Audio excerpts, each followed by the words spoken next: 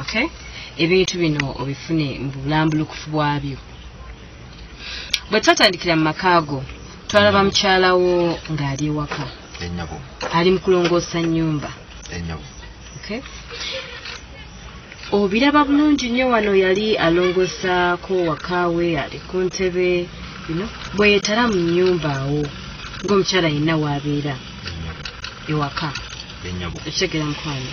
Era mukyala wo yatandika bambi okukola emirimu gye n'ateeka obutambaala ku ntebe n'asiimula ennyumba n'emirimu emirala gyonna. Yakola bambi olunaku olwo emirimu nga tewali kirala kyonna kyakola nti kino kibi okuggyako okulongoosa ewakaawe. Era gwe olunaku olwo ku ssaawa ezo wali toliiwo. Wali okedde genda kola mirimu gyo. Era ye bw'atyo mukyala wo yakola kyateekeddwa okukola olunaku olwo. Era yeetala nnyo mu nnyumba awo. Yeetala nnyo bwadde ebweru n'ayingirako munda bw'akola emirimu emirala. Ffe buli kimu ekyahapeninganga mu makaago twakifuna. Buli kimu ekyakolebwanga mu makaago twakifuna. Ennaku ezaddirira awo nga tukola investigation zaffe mu makaago, mukyala w'ono twamufuna olunaku olwo nga yeebase mu ntebe. Era waaliwo omuntu omu eyakonkona ku mulyango. Bw'atyo n'asituka n'agenda alabe ani oyo. Era twalengera omukyala ono nga bamuyingizizza mu nnyumba. Oli mukyala mukulukulu. Omukyala ono omumanyi bulungi, omwetegereza bulungi. Mukyala oyo nazaala wangu oyo. Omulaba bulungi. Oyo mukyala oyo nazaala wangu oyo. Yazaala mukyala wo. Mukyala wange. Kaakati omukyala ono yajja mu makaago olunaku olwo. Oba ojjukira bulungi yajja n'abakyalirako kko. Bino mbikulaga omanye nti buli kimu kye wakolanga mu nnyumba yo twabifuna. Era omukyala ono yajja bulungi, omukyala w'engeri gye yali yeebase najja n'amuggulira ng'amaze okuwulira konkona ku luggi. Ekitegeera bulungi. Yajja n'amuggulira bulungi n'ayingira. Era mwana muwala ono yasanyuka nnyo bambi. Mukyala we yasanyuka nnyo okulaba maama we. Era yamwaniriza bulungi nnyo. Ne bayingira ne batandika okunyumya. N'amubuuza kuba omukyalo bwe bali. Mama teyalina kyamaanyi kyali azze kukola. Wabula yali azze kubalabako. Ekitegeera mukwano. Kitegeera bulungi nnyo. Yali azze kubalabako. Era mukyala wo yaleeta ebyokulya n'agabula ku maama we. Bw'atyo ne maama nga musanyufu nnyo kosa ne muwala we ne batandika okunyumya. Ye n'akwata entwala ya maama we n'agitwala mu kisenge.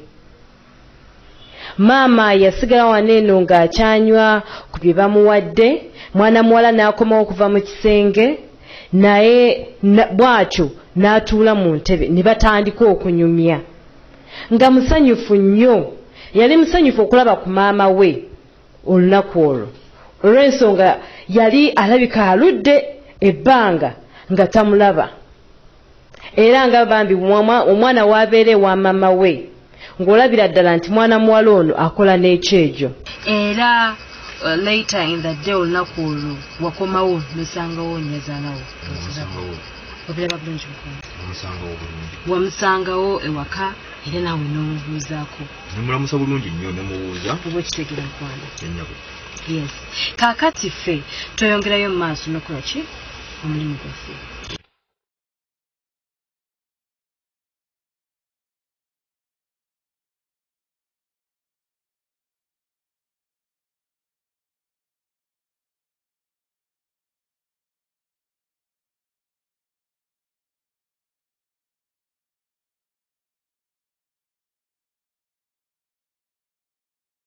Era maama wo oluvannyuma ennyo gutwandise nyazaalawo yakwata ekkubo n'akola ki n'abasiibula ng'amaze okubalabako n'agenda yenavaawo wabula mukyala woono alina bye yakolanga wootabeera naye omukyala ono alina ebintu ebimu bye yakolanga alina ebintu ebimu bye yakolanga asiriiwo olumu nga obeera wooli ye n'alyoka akola ebibye okubuzaabuza nze ojjukira olunaku mukyalawo yali ayambadde akagoye ako akamanyi bulungi nnyo n'ava bulungi mu kisenge naawe ngawooli era mwajja mukyalawo n'atuula mu ntebe naawe n'otandika okwambala socks osobole okugenda ku mirimu gyo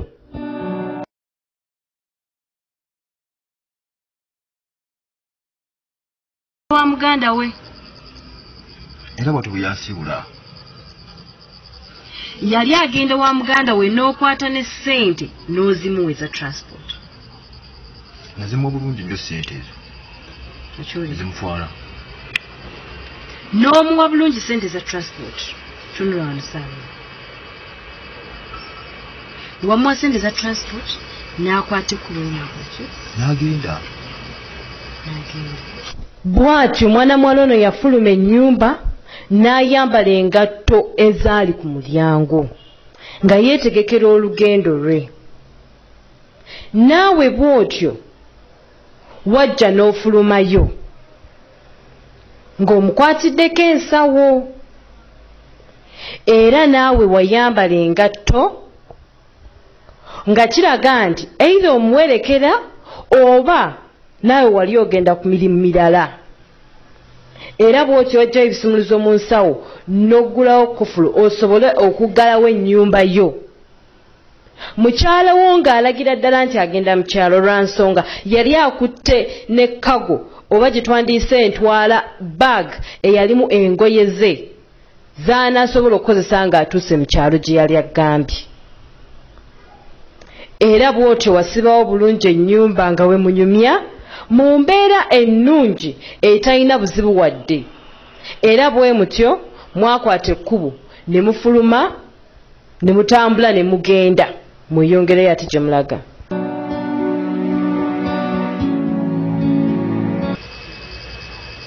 kaakati saalo nga sinnagenda mu maaso njagala nziremu nkubuuza ogwokubiri oli ready okufeesinga amazima ge wali onoonya yennyabo oli ready yennyabo kaakati nno mukyala woono yali mulimba nnyo ng'era akulimba enfunda nnyingi olunaku olwo yagamba nti agenda kulaba sisita we yennyabo twamufolowinga ku booda gye yaliko naye ng'ate ekyewuunyisa direction mwana muwala ono gye yali atwala yali teraga kintu kyonna nti agenda mu kyalo mwana muwala ono yali mu kibuga wano Kampala era ffe ekyo kyatuwaliriza okugenda mu maaso okufolowinga omwana ono omuwala twamufolowinga okutuusa buli wamu gye yali agenda era okukizuula ng'akulimbye nti agenda wa sisita we wabula alina amaka agamu ge yatuukiramu yennyabo ffe ne tulowooza ge maka ga sisita we gye yagambye yennyabo naye ate bw'otunula wano obulungi booda yamuleeta n'atuuka ku gate n'akonkona bulungi n'ayingira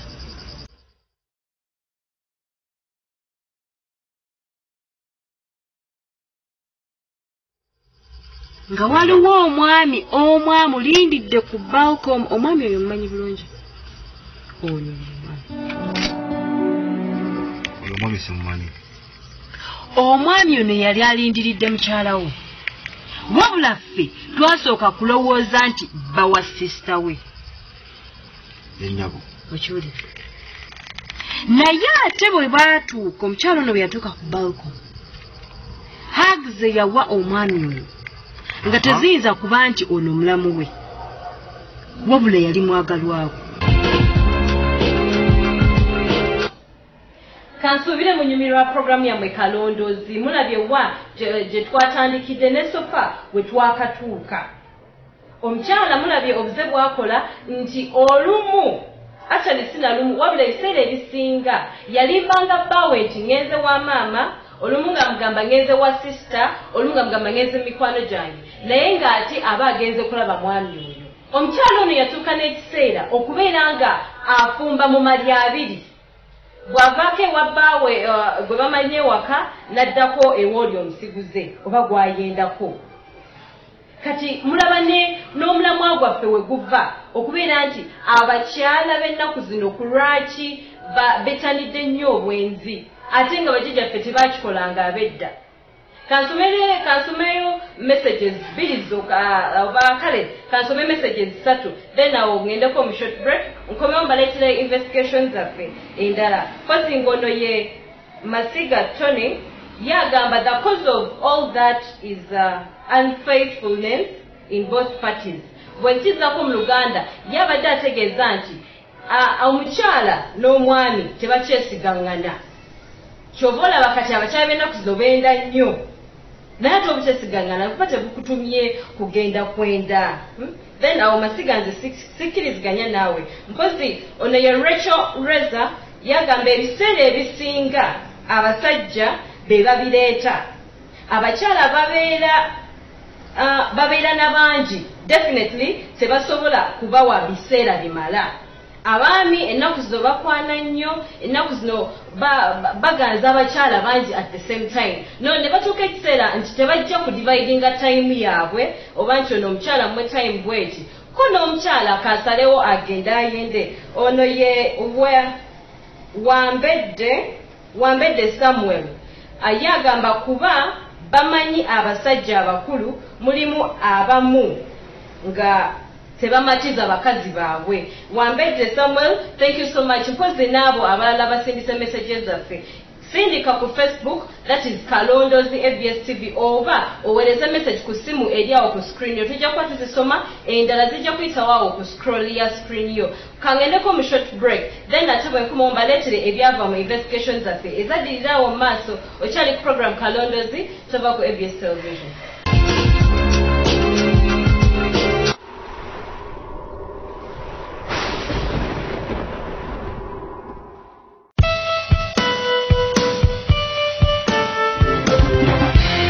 Oli mukulaba television ABS ekuwummuza ebirowoozo.